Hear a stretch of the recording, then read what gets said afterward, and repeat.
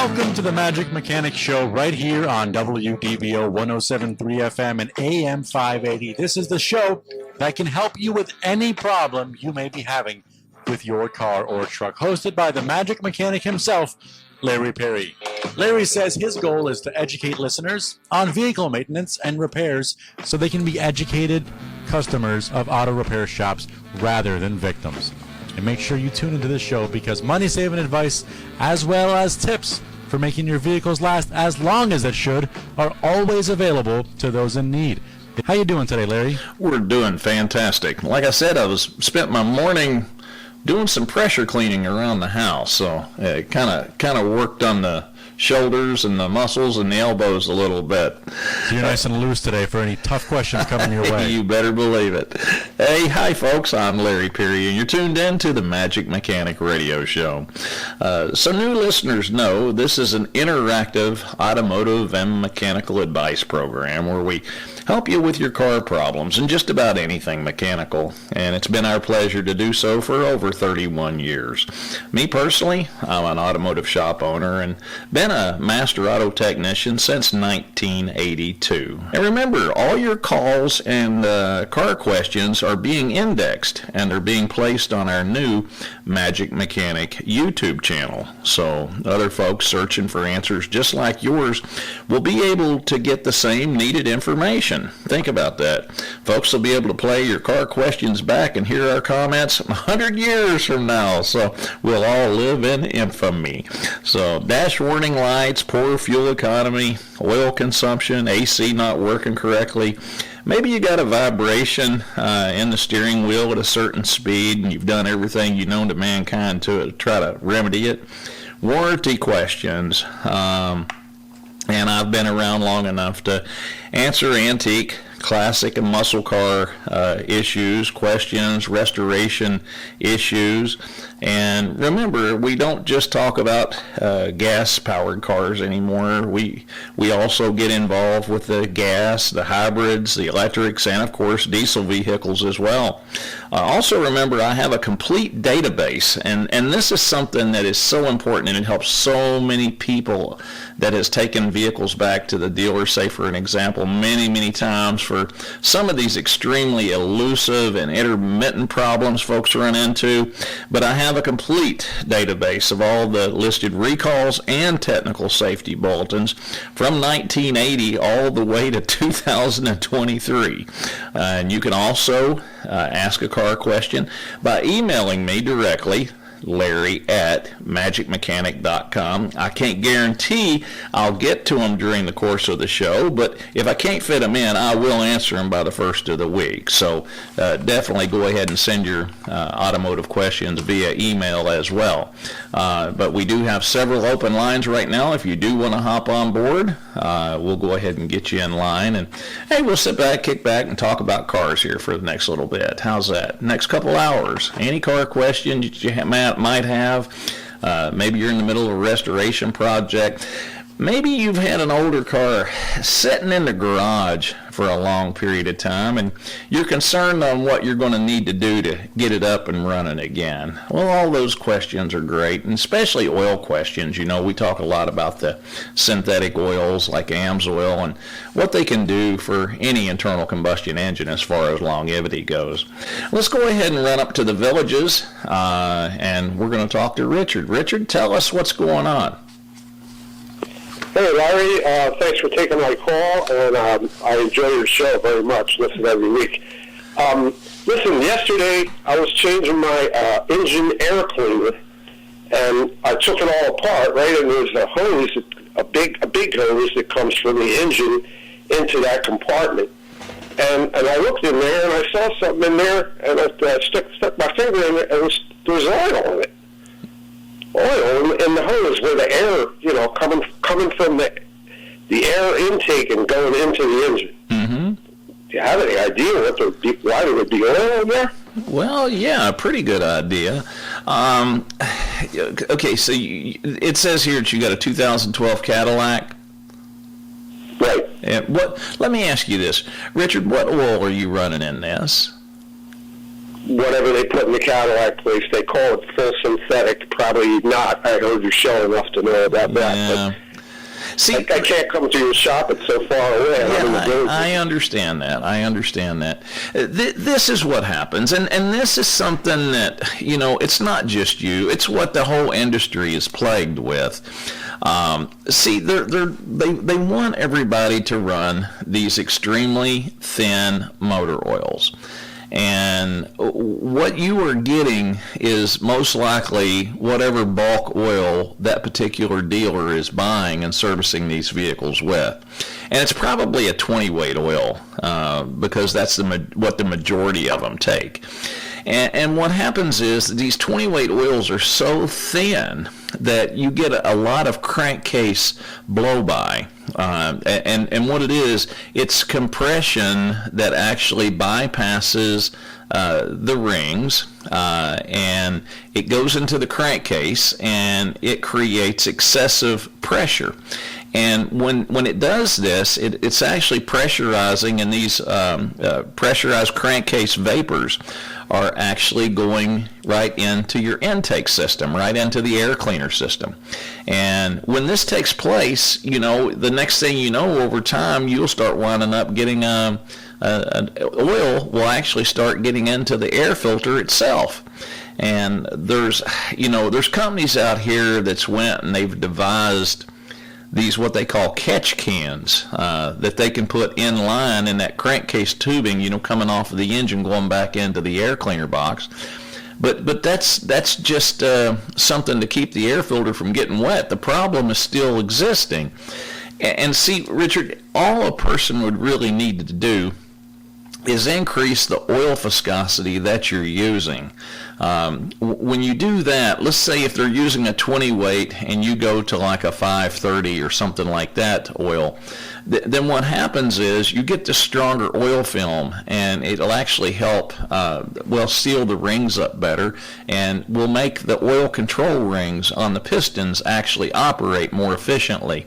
And that thicker film will allow the piston to come back down on a vacuum stroke without oil being bypassed right on into the top of the piston, and reduce the overall crankcase emissions coming out of the engine. But that's what's causing these problems. It's every bit of it is all because the oil that they're trying to lubricate these vehicles with is just way too thin, especially here in Florida. If you were to drive that vehicle up in Michigan or Alaska, you probably wouldn't even have noticed what you've seen there. But it's all because of the real thin oils that they're servicing your engine with. If it was me, I would specify that they use absolutely nothing less than a 30 weight oil. If they're running 20 weights in your car, which that one there, they're probably running like a 520 in it, which is just way too thin for that little motor that's in that car of yours. And if they switch to a 30 weight, that's going to just help improve everything. You're going to have better oil pressure, you're going to have better engine protection, you're not going to have the crankcase emissions going back into the air cleaner box.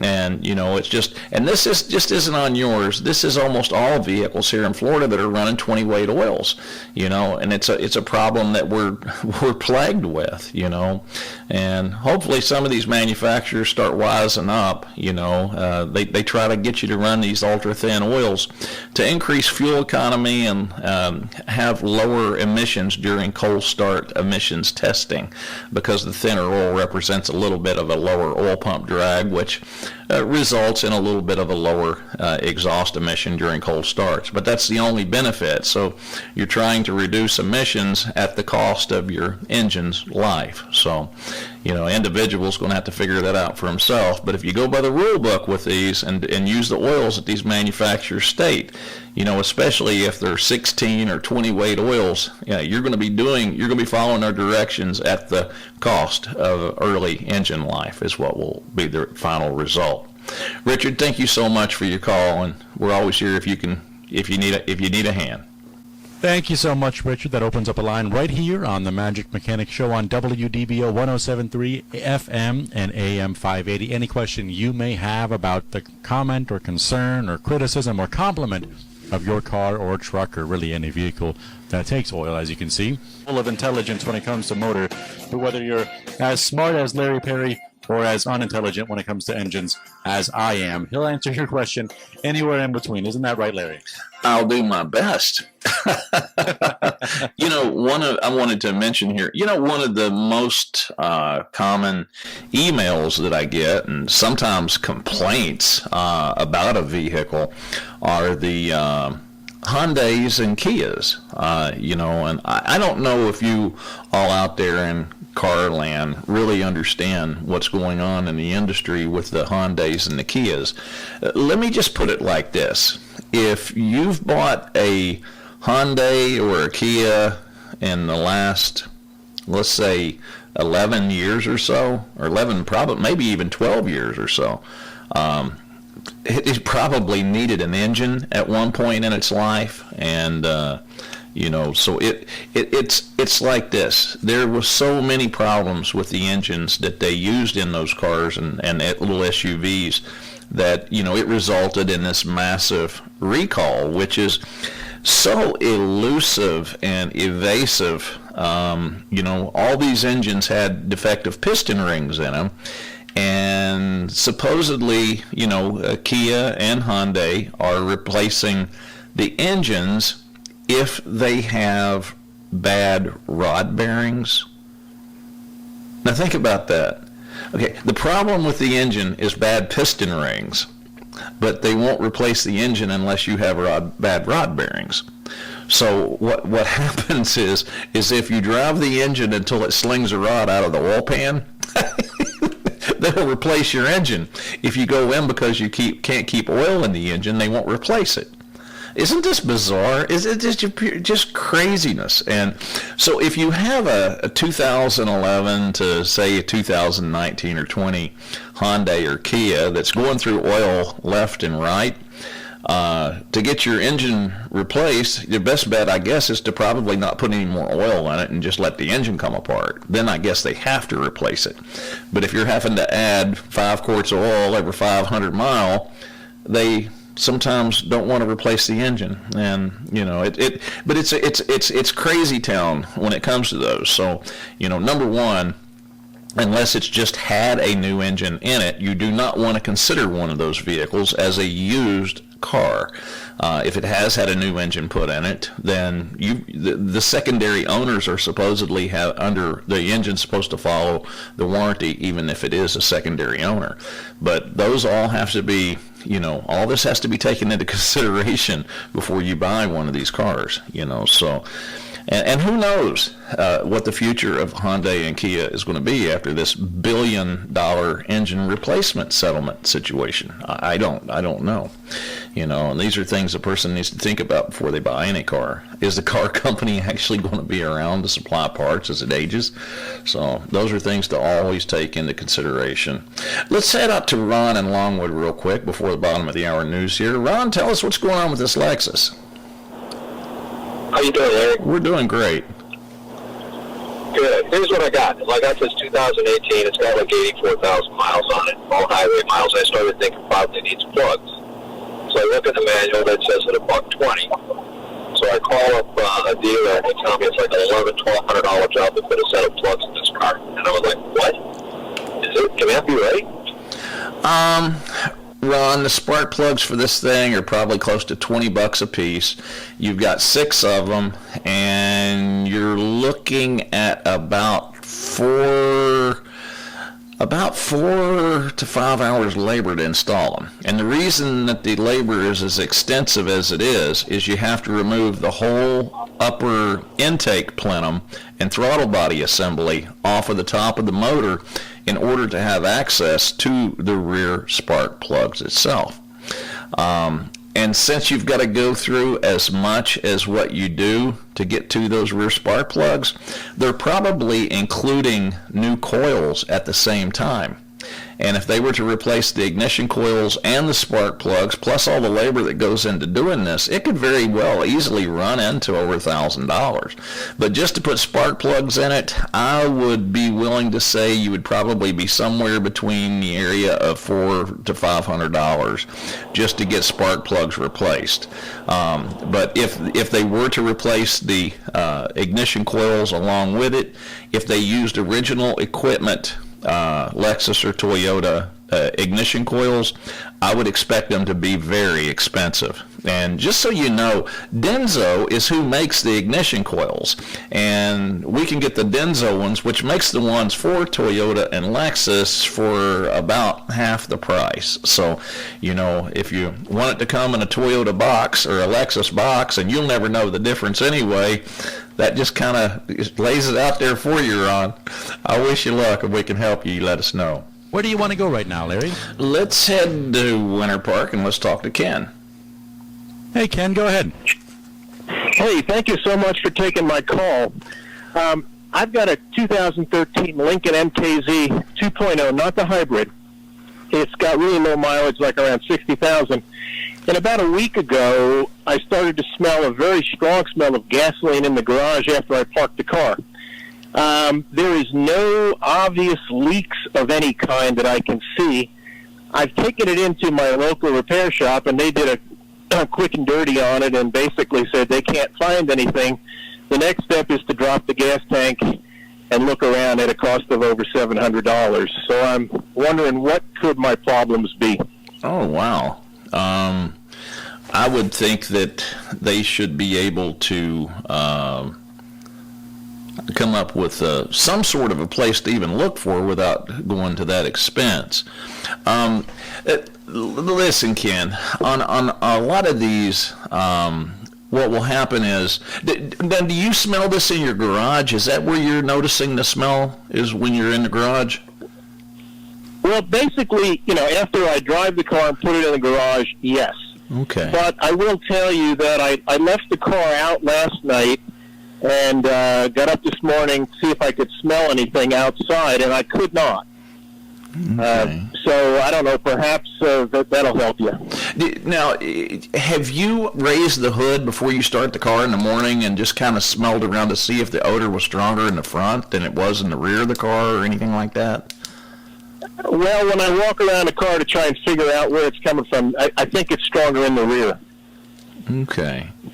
Well, you know, you do have a, your charcoal canister and your evaporative fuel system that actually vents through that back there. But see, they use a charcoal canister on that, Ken, to actually filter those fuel fumes so that you don't really get the gasoline smell. It would be rare if that was where it was coming from, to be honest with you. I haven't, personally encountered that on this car. Me personally, I would think more along the lines of probably under the hood, probably some injector seals that are starting to leak. That being a direct injection motor, you've got a high pressure fuel pump underneath the hood that produces to about 2,000 pounds of fuel pressure, and that's what's being driven through those injectors. And so you can imagine when you've got that kind of immense fuel pressure being applied to anything, as those seals age, it wouldn't be surprising if, you were to be getting some sort of a fuel smell from any type of seepage. And the reason that it's so difficult to diagnose is because no more fuel than's actually leaking, it's evaporating before it ever gets out of where it's leaking from, because from the heat of the engine. It just it literally evaporates as it's leaking. I'll tell you what I've done, and sometimes it's hard to diagnose these, but I think it's probably a raw gasoline leak. For it to be as strong as I'm under the impression as it being. But this is the key to it. We use what's called oil dye, and we put it in power steering systems, we put it in engine oil, we put it in transmissions. That way we can take an ultraviolet light over the vehicle anywhere where we suspect there's a leak to pinpoint it. What I would probably do in this case, because I really do have a sneaky suspicion that it's probably an injector that's leaking, I would put some oil dye in your gas tank. I don't know if this has ever been done or not. I'm inventing a whole new diagnostic procedure here on the radio. But I would put some oil dye, which will mix right with the gasoline. It won't hurt a thing. I'd mix it, I'd pour it right down in with the gas, and I would let it sit there and get mixed up, drive it a little bit, and then all we'd have to do is take the ultraviolet light over the whole entire fuel injection system underneath the hood on your engine itself. And if there's any fuel that has leaked, we're going to have a bright yellow residual showing us where that leak was coming from, even if the gasoline has evaporated, because the dye will still be left lingering. I would probably do something, an inexpensive check like that first before I started dropping gas tanks and stuff. Now, if you have a leak in the evaporative fuel system and it's not a raw gas leak, all that should have to be done is what we call a smoke test. And the reason I say that is if there's a hose loose on a fuel tank from, say, somebody has worked on it in its previous life and left an evaporative fuel system hose loose, if we do a smoke test, what it does is it fills that whole system up with a non-toxic smoke, and you'll see it emitting from any leak in the system somewhere. I don't think that would be it unless somebody has removed the gas tank, because like I said, I've seen very few problems out of the charcoal canister, the fuel evaporative system venting into the charcoal canister on that car. We really haven't had any problems that I know of out of that particular system. I have a strong, funny feeling that it's probably an injector that's leaking some fuel out of it when you shut it off. See, it's still got residual pressure in that fuel system, and there's any weak link in there with any seals whatsoever, it'll leak, but you won't really be getting anything but vapor back out of it, but because it'll evaporate just about as fast as it leaks. So when you go to look for a leak like that, you won't be able to find it. But I think if we do that dye trick and put that dye in that gas tank and then take the ultraviolet light over it, I think that might be the key to solving your puzzle. Hey, thanks for the call, Ken. If we can help you, you let us know. Thank you so much, Ken. We're going to head out of Winter Park up to Orlando, where Ann has a question about her 2017 Elantra. Go ahead, Ann. In regards to that last person that you had, tell him to put the gasoline cap on tight, because then a little bit of, if he fills it up, it'll dribble down the side of the cap of the gasoline tank and evaporate, and that's what he's smelling, maybe. All right. Well, thanks for the advice, Ann. Yeah. I'd like to know, I only use the car for going local, and I got 26,000 miles on it. I'd like to know about tire rotation.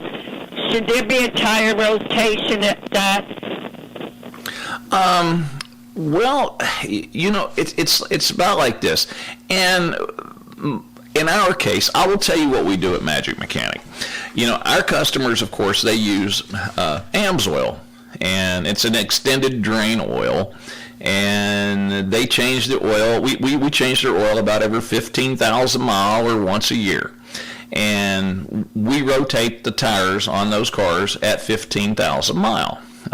Some people like to rotate them earlier than that. We have no problems going 15,000 miles between tire rotations. There's going to be some, big four-wheel drive trucks and stuff like that may need to do it more so often.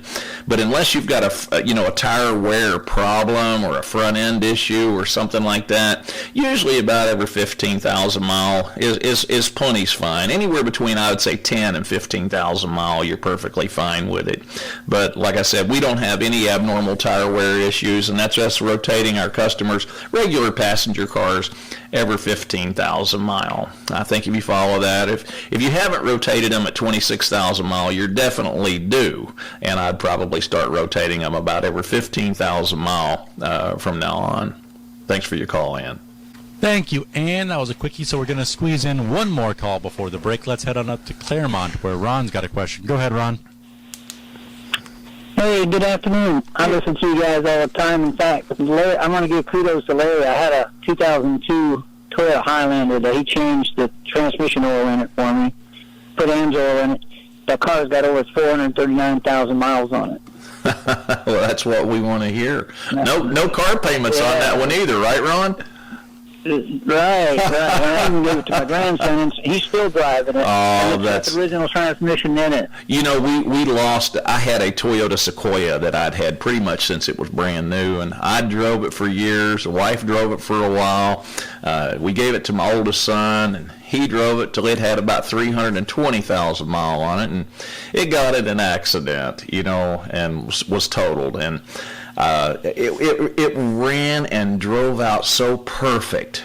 The engine, the transmission, everything on it was original, just Amsoiled everything. And I believe that vehicle would have lasted to 1,000,000 miles if it hadn't have had the unfortunate, accident, But I'm like, I really wanted to see just how many miles we could squeak out of that one. But, sometimes, it's fate, I guess.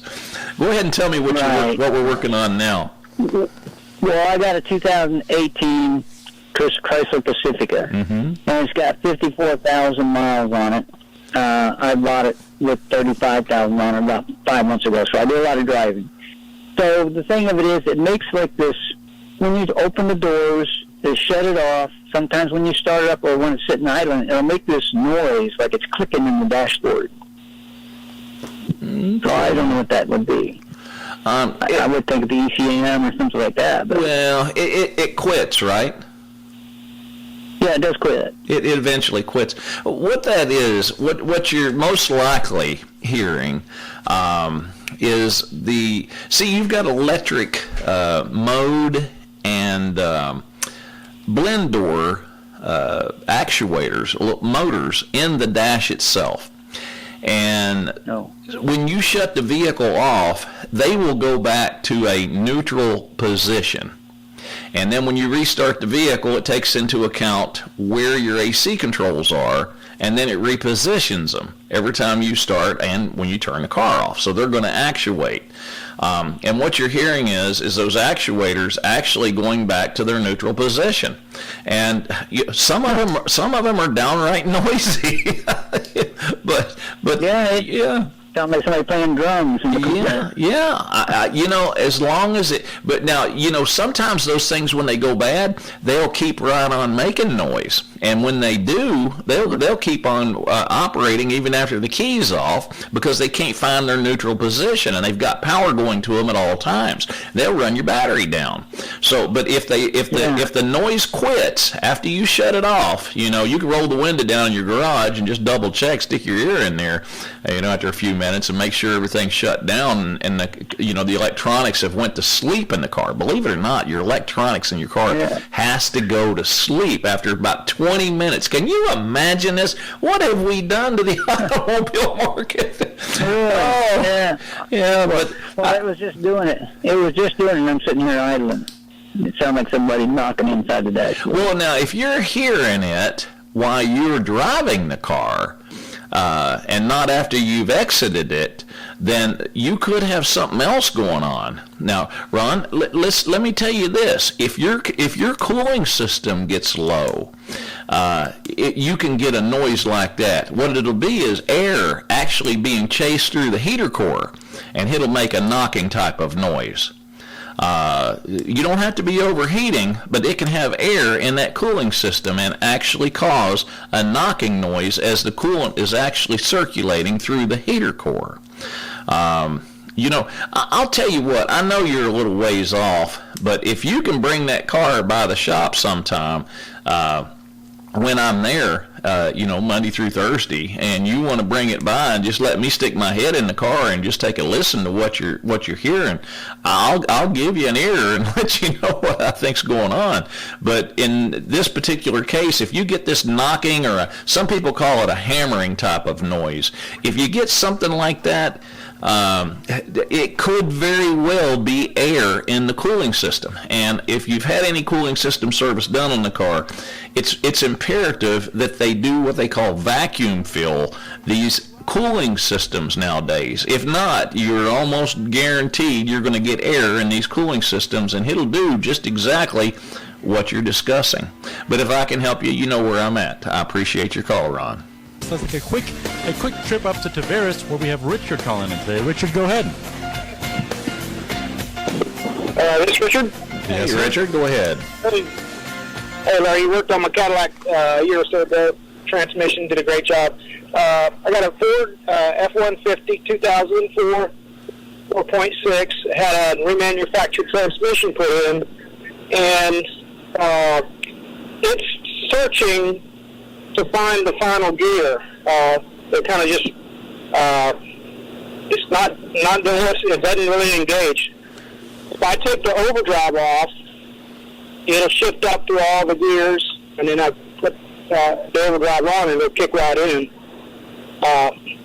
Took it back to mechanic. He said that he thought it was an electrical problem. He finally decided to take it to the Ford dealership. Ford dealership said it looks fine. Well, it's not fine. It's still doing the same thing. Huh. So you can take it out of overdrive and, Right, and let it run through the first 3 gears, and then manually shift it into overdrive, and it'll go ahead and engage. Okay. it will engage at some point if I, leave the overdrive on when I first start out. It will engage at some point, but it's just like it's hunting for it at about, 40 miles an hour. Yeah. See, there's a couple things there. I mean, once you get it into 4th gear, it's not slipping or anything, correct? No, it seemed, well, it didn't at first, but the last time I drove it last night, it seemed like it, when you come back down to, say, 40 miles an hour, it starts to do some of that same stuff again. Okay. There could be something electrical going on. I mean, they could be a valve in the valve body hanging up. In order to create that 4th gear, you have to have the overdrive band engage in that transmission. There's a servo. If you were to pull the valve body off of that transmission, there's a servo in there that actually has to retain the fluid pressure, and then it moves and engages the band. And if that servo has got a leak in it of some sort, it won't allow that band to engage and hold the drum. There's a fluid pressure test that can be done on that circuit, and I'd have to see how many pounds of pressure we had in that for that overdrive servo whenever it was commanding 4th gear, and then I could tell you what is going on with your 4th gear and why it's hunting. I appreciate your call. Yeah, we'll just call you my wingman, Josh. How's that? You're like my wingman. You go out here and you set up all these calls and get all their car questions indexed. And we'll just call you my wingman. Just so you know, we also are taking your automotive questions and, of course, my comments. And we're placing all of these, we're categorizing all of them, and we're placing them on our new Magic Mechanic YouTube channel. So you're actually helping a lot of folks by just calling in and asking your car question, so that way other folks that are seeking the same kind of help you are, well, they'll be able to have this indexed and pull it up and listen to our conversation, and hopefully it'll help a few other folks, as well. And plus, you can play it back anytime you want. You just go to YouTube, put in Magic Mechanic, and you can scroll down through there, and you'll be able to play back your car question. And that's something that'll always be on there. That's pretty cool, isn't it? They finally twisted my arm until I come into the 20th century. Can you believe that? And you can also speak to JD at the Magic Mechanic Shop. That's 407-629-2661. Folks, our sponsors are very important to the show. We all pitch in to bring you the show every week. So if you enjoy it, please patronize our sponsors and tell them that you heard about them here on the Magic Mechanic Radio Show. Orlando Auto Upholstery, interior convertible tops, carpet, seats, cars, trucks, vans, SUVs, boats, RVs, ATVs, anything with upholstery, convertible tops, carpets, headliners, sun visors. Maybe you're in the middle of a restoration project. Visit OrlandoAutoUpholstery.com. And a lot of you folks are listening from out of state, out of the country. You can box this stuff up and send it in crates. A lot of people disassemble the seats, send them to Orlando Auto Upholstery, have them all done, and then they actually just send them back freight on a truck. So, you can do it that way as well, even if you're out of town, out of state, out of the country. Orlando Auto Upholstery can still give you a hand with your interior convertible top and interior needs. Of course, Amsoil synthetic lubricants for your car, truck, van, SUV, boat, motorcycle, tractor, bulldozer, lawn equipment. You heard one of our earlier callers talking about 420 some thousand miles on a Toyota Highlander that he just gave to his grandson. All because of Amsoil. You use the Amsoil in these vehicles, and folks, I tell you, it could be the last vehicle you'd ever have to buy. Can you imagine that? By not ever having to buy a motor or transmission? You're going to have other things. You'll have AC problems and brakes and front end and steering stuff and tires and all this stuff that goes along with it. But that's nickel and dime stuff, especially compared to what it costs to replace a vehicle nowadays. So if you want one to last, and you want to keep it going for a long period of time, you run the right viscosity and you run Amsoil. Amsoil warranties your engine against lubrication failure. That's like a free extended warranty on your engine forever. Think about that. That's a pretty good deal. Just over an oil change? Come on. I can't make it sound any better than that, can I? Hey, Jasper Engine and Transmissions. If you need a motor or transmission, Jasper's come with a 100,000-mile nationwide warranty.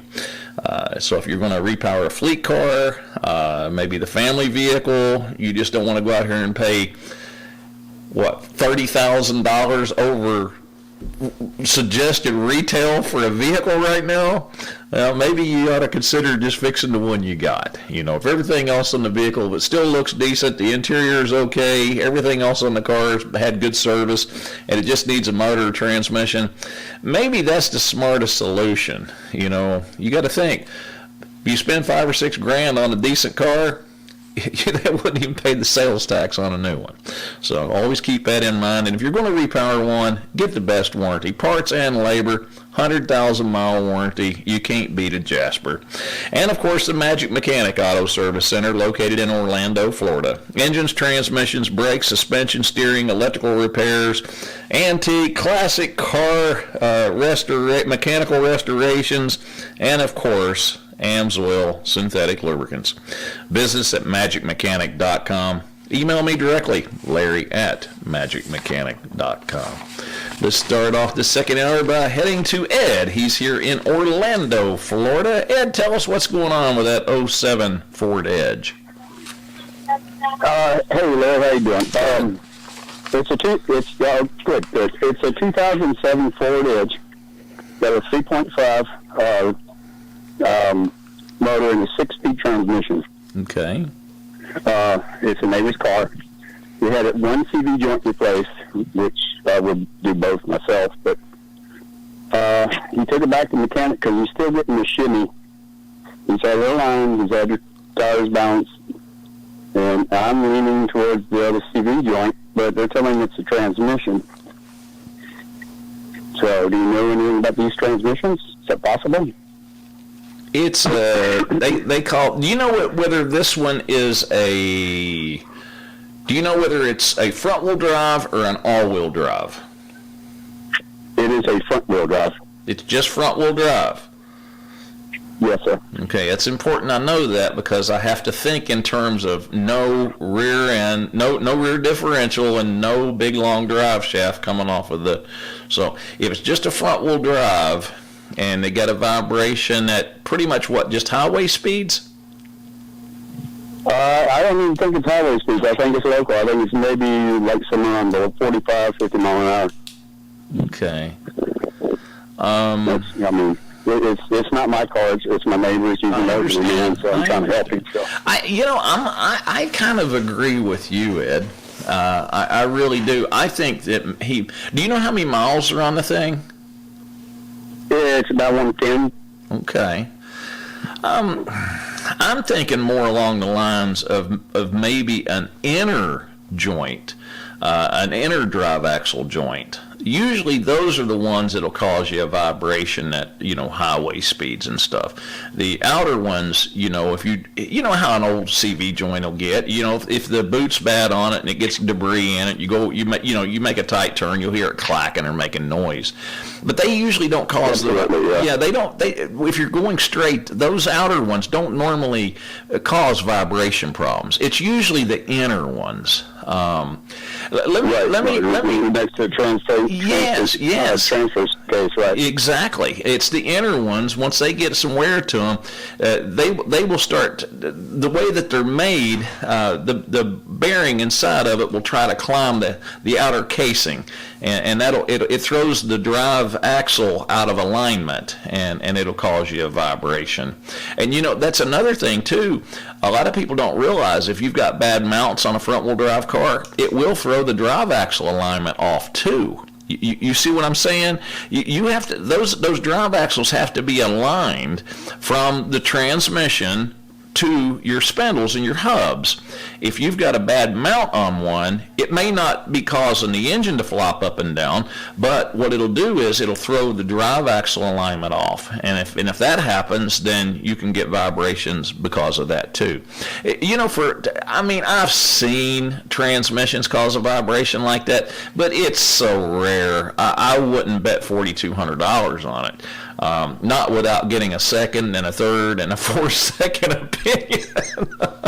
I think that it might be worth somebody else just maybe taking a little bit of a test drive with it and see what can come up with. I'll tell you like this, Ed. What's the harm of putting two drive axles in it? It's so normal that the drive axles would cause this problem. I would much rather take a shot in the dark of throwing two drive axles in it as opposed to spending a $4,200 on a maybe transmission, because the vibrations, transmissions, it's possible, but it's not. I doubt that would be the issue. The other thing too is, and the reason I'm gonna bring this up is because we got one down at the shop right now, 07 Ford Edge, same exact car. And we're getting ready to put a motor in it. It's got right at 100,000 mile on it. Does that sound like anything that you know here? Yeah, that's about right. Yeah. Okay, we got the same car sitting down at the shop right now, and it just happened to be one of my wife's clients. She's a realtor, and they that motor that's in that car, 3.5 V6, it's got that internal water pump. And those things let go, and it fills the engine full of coolant. And guess what? They buy a motor at 100,000 mile. You won't know that the water pump is leaking until the engine's full of coolant, and then you've done ruined the engine. And that car at that age, it's hard to justify putting a new motor in it. So you need to have them do the research and look at that water pump. Just put in 07 Ford Edge, Google it, and read up on it to see what we're dealing with here. But the water pump in that engine needs to be replaced at that age. If not, all they're doing is waiting for it to go bad and take the engine out. So the transmission or the vibration will be the least of their problem if they lose an engine. So now that I've got you thoroughly confused and done shook you upside down trying to get all the pennies out of your pocket, I'll leave you with that. But like I always say, if we can help you, you let us know. I wish you the best. Sahara 6-cylinder, and I've noticed I've started getting a ticking noise similar to possible. I'm thinking maybe a lifter or something. I've had routine maintenance done on it regularly, all the proper oil changes and stuff. And all of it has been used with the synthetic oil that you talked about earlier, and talking about the viscosity issues and stuff like that. I'm wondering what your thoughts are on that, and should I possibly change the weight of the oil or something? And just want to pick your brain on it. What weight of oil are you running in it? Okay, it's the synthetic that the dealership uses, so I'm not really sure exactly what weight it is. Okay. Well, I'm guessing it is a lighter weight. Well, what they're using is a 520. And I have no idea about the oil that the dealer uses. I guarantee you it ain't nothing to compare with AMSOIL. On those 3.6 engines, Paul, and there's hardly ever a week goes by that I do not sit here and make a big deal out of this, because it is a big deal. You almost have to run at least the AMSOIL synthetic 0W30. And let me explain to you why. These other oils that are wannabe synthetics, and they basically are wannabe synthetics, they're not polyalpha olefin synthetic oils. And that means the oil does not have the ability to run to heat and friction and stay with it until the engine cools. And the reason it's so important on a 3.6 liter engine is because the rollers on the rocker arms get no intentional lubrication. The only oil that they get is by just sheer dumb luck. And if you don't run something in it like AMSOIL that's actually going to get to that heat and friction and lubricate it, you don't stand a chance.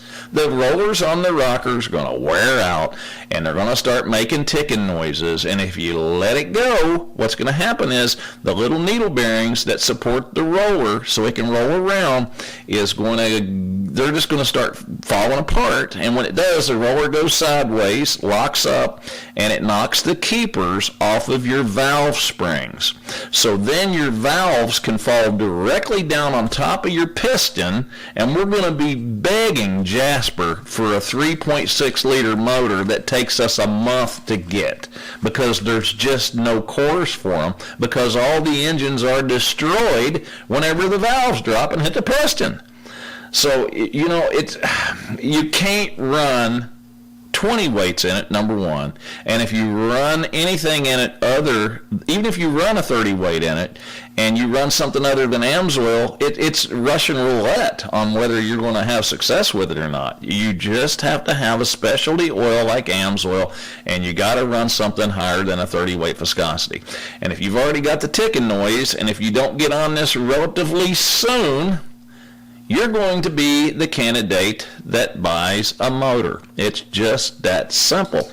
All you have to do, if you've got a Dodge Ram pickup truck, or if you've got a Jeep Wrangler, or I could go on forever, they use that motor in a ton of stuff.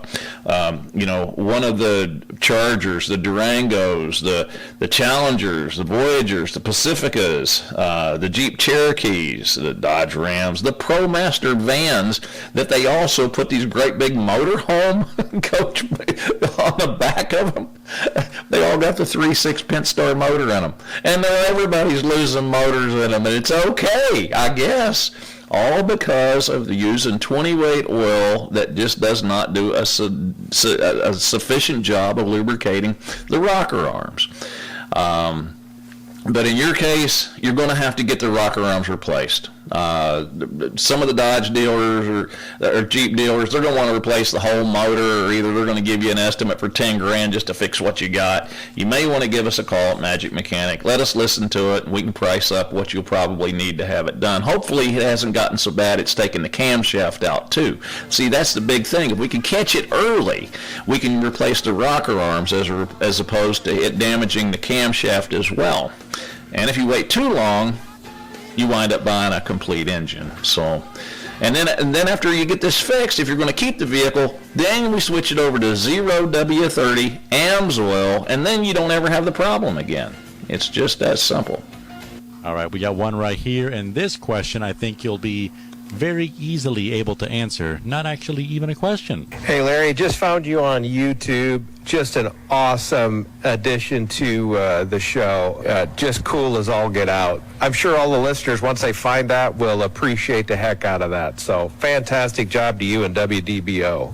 Awesome. Thank you. Well, I agree. What can I... What can I say? Yeah, this is really fun because the callers, the listeners can go back and play their question over or whatever, and folks from all over the world that has the same car, same problem can go back and they can play that portion of that segment back because we're segmenting every question you all call in with, and then we're going to have it to where you can play back the whole entire show minus commercials. So it's kind of really a cool thing. So we'll see how it works out. All right, who's up next? Let's go to the phones. Next, we got Robert calling from Ocala. Robert, go ahead. You're on the Magic Mechanic. Oh, hey, Larry. Appreciate your public service there. Oh, thank you. Now, life is really simple. When the tire pressure maximum was 35, I'd air them up to 35, and then 1 or 2 months later, I'd recheck them. They'd be down to 30 or 32, and I'd run them back up to 35. But now this car, it came equipped with some Goodyear Eagles. The maximum pressure is 44. I was kind of doing the same thing. I'd run them up to 44, and then when it gets down to about 40, run it back up to 44, because it seems like the car runs better with more air pressure. When I take it to the shop, they'll drop it down to 32, and I can tell a difference in how the car runs, and the front tires look mushy. Yeah. But now to really get complicated, I just bought 2 new front tires, and the maximum air is 51, so I'm not really sure why I'm going to run those yet. And that's too much air. I'm going to tell you right now, you don't, most of your, on a 2013 Dodge Avenger, max pressure is, let's just say like this, that's the maximum pressure that you can use in that tire, not the maximum pressure recommended for the vehicle. So you got to get this straight here, Robert. I mean, yeah, you could put 70 pounds of air in it and the thing will feel like you've got steel tires, but and your gas mileage might be fantastic, but you know what? The sidewalls are going to split on the daggone things. That's too much. You really, realistically, I'm one of these, like on my wife's vehicle, I'm one of these 34-pound, 36-pound kind of guys. It keeps the tire pressure lights off, and you're gonna pretty much maximize your fuel economy. But on a passenger vehicle like that, you really don't want to overinflate them, and you are. To the point to where if you put that much air pressure in a tire, it'll actually make the middle of the tire kind of extend, and you will wear the inside of the very inside of the tire out. Let's just be on the safe side here. Don't exceed, at the most, don't exceed 36 pounds of air pressure in those tires. And look up and see exactly what the manufacturer's calling for. Not by the tire itself. That'll get you in trouble. That's the max pressure that tire can take. You don't want to do that on a vehicle like that. It makes the traction lousy, especially cornering and stuff like that. It's just too much. Let's drop it down to 34, 36 on your tire pressure gauge, and let's just try to leave it there. Excessive tire pressure can be a bad thing, and in this case, overinflation can really cause you some problems. Robert, thank you so much for your call. That takes us on up to Orlando, where Mike's got a question about his 2020 Jeep Wrangler. Go ahead, Mike. Hey, how you guys doing? You're doing good, Mike. Yes, sir. I'm not the first time I've called. I've actually had my vehicle in your shop in the past, 2 vehicles. So I'm not a newbie to you, and I appreciate you very much. Thank you. Yeah, I'm almost tempted to call this the Wrangler Hour because, I own one. I've beat up on all these Wrangler folks so bad, man. You got to have guts to call in with another Wrangler today. Yeah, I know. I figured you'd rise me on it. I appreciate it, though. You had a laugh out of it. You're going to cry. I don't know which way you go. Hey, you can get good service out of the vehicle, but you got to follow a little. There is some science to my madness. I'm not kidding you. No, I believe it. Oil for that motor is so critical.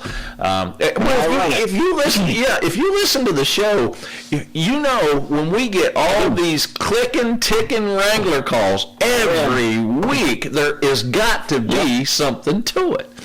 All right. Yeah. So I've got you as a convert. Go ahead and tell me what else is wrong with it now. Yeah, no, I run Enzo. In fact, I had it in your shop at $5,000 from being new, and it's had nothing since. So right. 0W30. Good deal. Yeah, and I understand it all. Now, on a different note, a different question, we're not used to hearing, maybe you are, but I'm certainly not. Now, you guys are aware, I talked to JD, your shop manager, earlier this morning, and asked him just a couple general questions, so it extends from that. But I'm having, as you know, you have the auxiliary battery and a main battery. Mm-hmm. Now, they get kind of complicated with this, and there's a lot more involved we don't have time for on this show, obviously. But I understand how it works and all the voltage situations. Now, here's the thing. Recently, the auxiliary battery goes, right? Okay. And then the main battery gets ate up. Okay, because of this battery. Now, I'm not saying I buy all that, but here's the deal. I do have an extended warranty, so I take it to the dealer to save money. I won't say which one. I wouldn't do that on the radio. I understand. Thank you. So, yeah. So they, you know, they do their thing. I've been in and out. This has been going on for 3 weeks now. I'm frustrated. So they don't know what's causing. What I have is, since that worked, the voltage has always been at 14.1, 14.2 on the dash. No problem. Alternator reading fine. I get that stuff. I come from the 80s. I've worked on all my vehicles. I'm 58. So the thing is, now it dropped, since this battery issue, it dropped to 12.4, 12.6, 12.8 if you're lucky. Now, as far as I know, and tell me if I'm wrong, but that voltage running down the highway with nothing on is like descending down a mountain rappelling with 80-pound fishing line. I don't know. Maybe I'm wrong, but that voltage doesn't sound right. And now they're telling me, oh, no, it's well within the range, but not in my opinion. Now, my question is, if it's not the two batteries, where are we going? There's only so much in there. There's the electronic, what's that gizmo on the negative battery sensor? Yeah, right? Yeah, and then that feeds into the ECU. So something, and tell me what you think, something's causing that alternator not to produce 14 volts. You're 100% right. You are 100% right. I would have never knowingly released that vehicle not charging any more than that. Mike, I'm going to tell you what I do in a case like this. I mean, you know, we got wiring harness, we got fuse relay center, we got stuff, electrical stuff all over that vehicle. Who knows why we've got the issue? But when I get something like this, I've got to just clear my head and find out, you know, I got to cut out the middleman, so to speak. I go from the back, the positive off the back of that alternator, and I run a daggone new wire straight to the battery, and then I check and see what's going on. And if that doesn't give me the satisfaction that I'm looking for, I'm going to take a pair of jumper cables, and I'm going to find me someplace on that alternator. I'm going to pinch one of them right onto the bracket or the side of the alternator, and I'm going to take the other one straight to the negative side of the battery. I want to make sure that I don't have something in the harness somewhere that is interrupting or, dropping my voltage down like you're dealing with here. There's got to be something somewhere. I'd really have to look at the wiring schematic to see if the computer itself is actually what is demanding the voltage out of the alternator for current. Some of them, this stuff's getting crazy. I'm not kidding you. The computer itself, in some cases, has to demand the voltage out of the alternator before it will actually put it back up to where it needs to be. Just by changing the batteries out shouldn't have created an issue like this. That's the reason, I don't think that they would have disconnected something or not hooked something back up, just investigating this battery issue. But, I agree with you 100%, Mike. I would be scared to death to drive this thing at night with the headlights on, the AC on, and the wipers at the same time. I don't think you're going to break even with it. I think you'll actually wind up discharging if you're not really producing more amps back into the batteries than you are currently. I appreciate the call. It's kind of like this. I would suspect the vehicle to be under warranty. If you don't find any satisfaction, you can run it by. I'll take a quick look at it, or either, like I said, it wouldn't take a whole lot of time, which I don't have much of when I'm at the shop, but to actually just run some jumpers, you know what I'm saying? Some heavy-duty alligator clips made from the positive back of the alternator to the battery, and then a ground. A lot of times you can do that if you've got room with a pair of jumper cables. Use those as your test leads, but that's kind of what I would wind up doing, just to see if it was an injured alternator or there was something in the circuit that was actually giving me issues. And if you need a wiring schematic for the charging system on that, you're welcome to come by the shop, and me or JD1 will print it out for you, and then you can go on your hunt yourself if you'd like. But we're there if you need us. I appreciate your call. Thank you so much, Mike. That leaves us with one quick segment left in the Magic Mechanic Show today. We're going to save that for Larry and Marty. A great person and mechanic, and very personable, willing to answer your questions in no matter the technical knowledge needed. Let's head on up to Leesburg, where Marty's been waiting very patiently. Go ahead, Marty. Hello. Hey, Marty. So I've got this 2007 Sienna. I've had the speedometer indicator drop out randomly, always at low speed, 30, 40 miles an hour, never on highway. And I bought a new sensor unit from Toyota, put it in there, and all of a sudden the thing ran terrible. Very hard shifting, very hard downshifting. It was terrible to drive. I put the old one back in, rode smooth, drove perfectly like always, just randomly the speedometer would drop out.